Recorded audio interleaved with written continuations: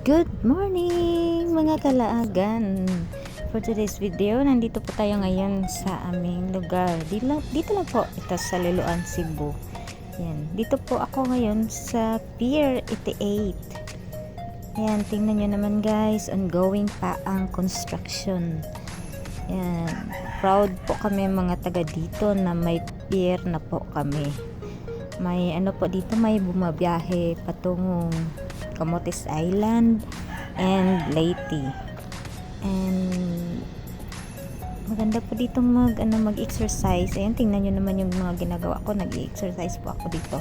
Galing po ako sa isang long walk.